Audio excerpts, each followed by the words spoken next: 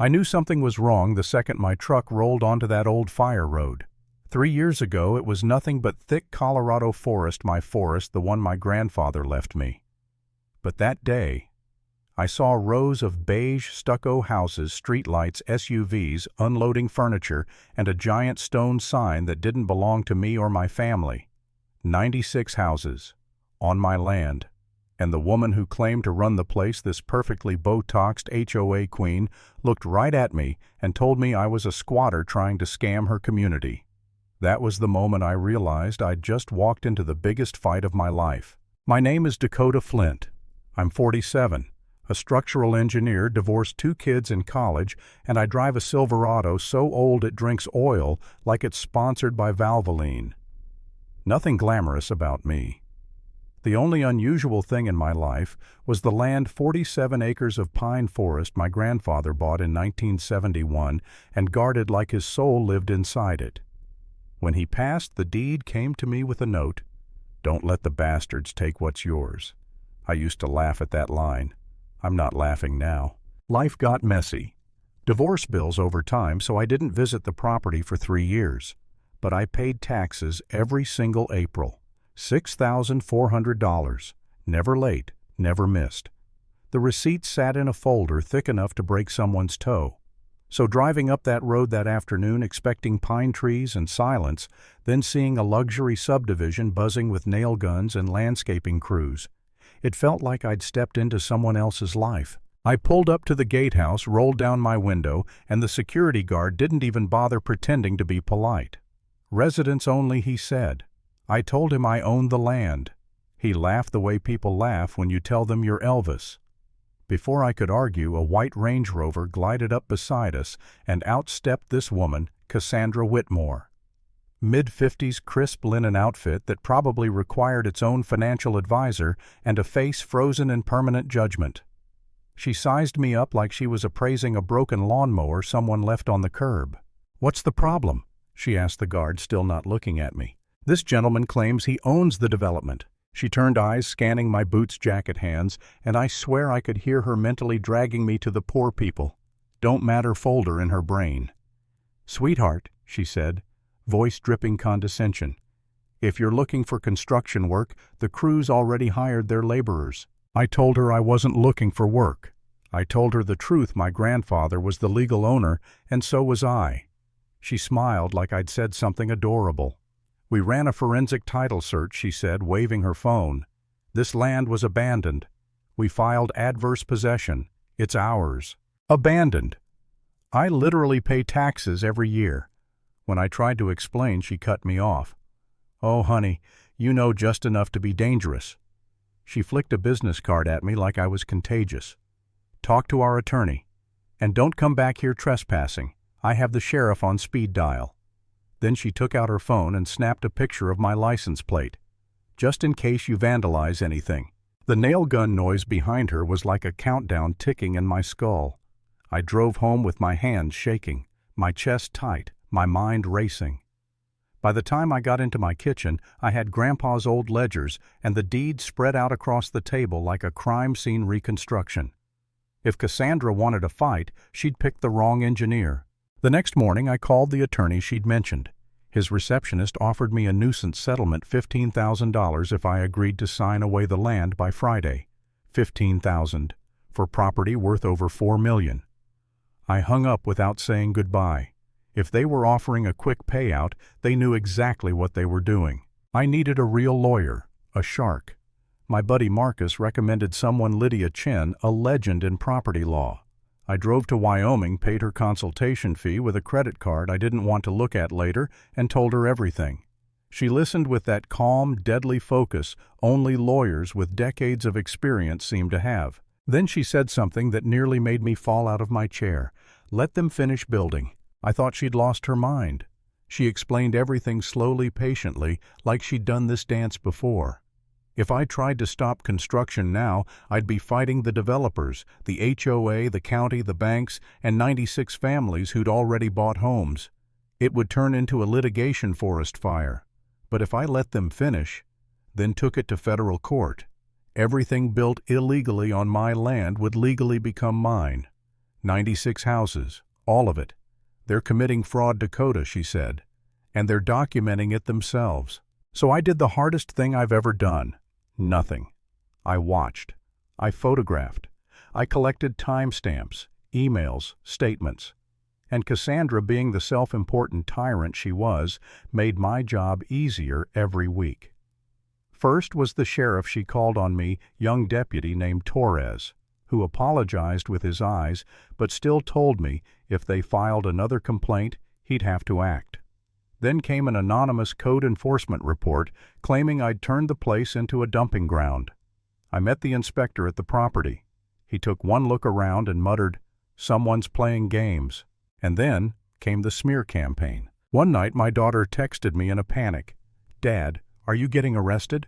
Facebook says you're stalking a neighborhood and photographing kids." I opened Facebook for the first time in years and saw a massive post written by Cassandra herself warning the entire county that I was a dangerous man lurking around their homes.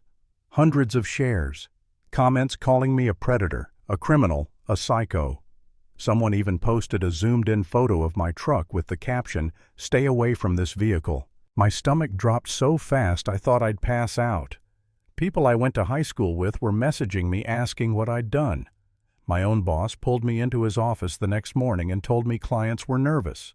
Effective immediately, I was placed on leave. Then walking to my truck, a coworker literally crossed the parking lot to avoid me. That's the moment I felt myself crack. Sitting in my Silverado, the heater blowing air that smelled like old coffee and anxiety, I genuinely wondered if this was worth it. My job, my kids, my reputation. Everything was being shredded because a rich HOA president decided I didn't look like someone who owned land. For the first time, I thought about taking the $500,000 settlement Lydia said she could negotiate, moving somewhere quiet, starting over, letting the bastards win. But that night when my daughter called again, her voice trembling, asking, "Daddy, please tell me you didn't do what they're saying," something inside me hardened. I wasn't just fighting for land anymore. I was fighting for my name, for my grandfather, for the truth. And that's when Lydia called with the bombshell. A whistleblower, someone burned by Cassandra's husband in a previous project, had emailed her a document. A single email that would change everything. Written by Preston Whitmore himself, it spelled out their entire plan. They knew I owned the property.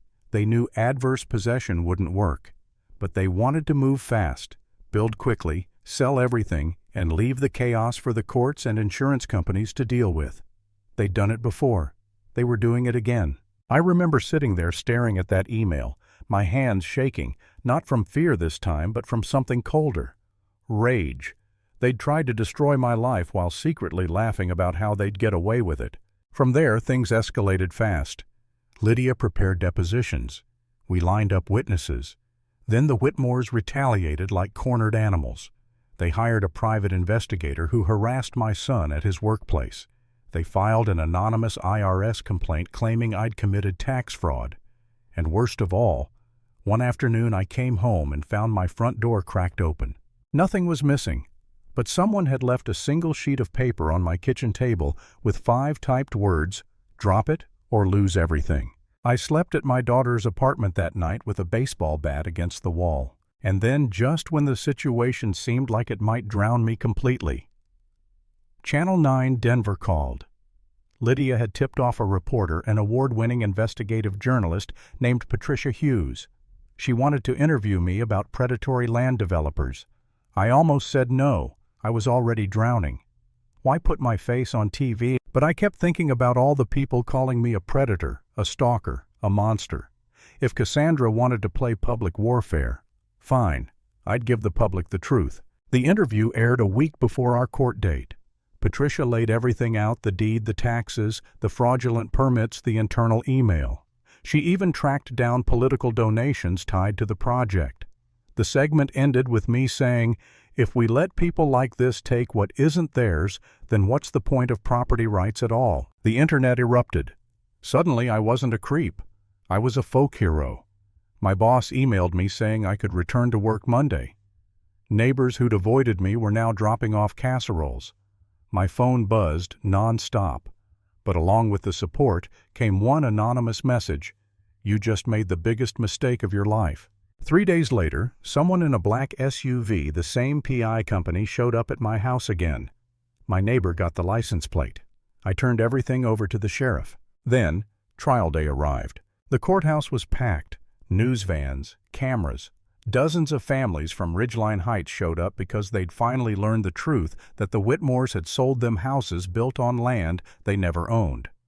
Some of the homeowners looked terrified, some angry, all of them desperate. Inside, Cassandra sat at the defense table in a cream-colored suit that probably cost more than my entire wardrobe. She tried to look calm, but her hands trembled every time she reached for water. Her husband Preston sat rigid beside her, jaw clenched like he was chewing gravel. And then Lydia stood up. I've never seen a lawyer command a courtroom like that. Her voice wasn't loud, but it carried through every corner of that room, like steel wrapped in velvet. She laid out everything: my grandfather's ownership, the taxes, the fake adverse possession claim, the bribed title company, the Facebook smear campaign, the threats, the intimidation, the break-in. And finally, she lifted the enlarged printout of Preston's email. The judge read it in silence, her expression tightening the further she went. When she finished, she looked directly at the Whitmores and asked, "Is this email authentic?" Their attorney tried to dodge, but Preston cracked. He knew they were done. The title company rep admitted under oath that Preston paid them under the table. The code enforcement officer testified about false reports. Deputy Torres described being weaponized against me. Even homeowners stepped forward, telling the court they were misled, manipulated, pressured to close deals quickly before prices went up. Cassandra refused to testify, pleading the fifth. When it was over, the judge said she would issue her ruling within 24 hours. I walked into the hallway and was immediately surrounded by homeowners, scared, confused, desperate. One woman, Sarah Chen, grabbed my arm. "What happens to us if you win?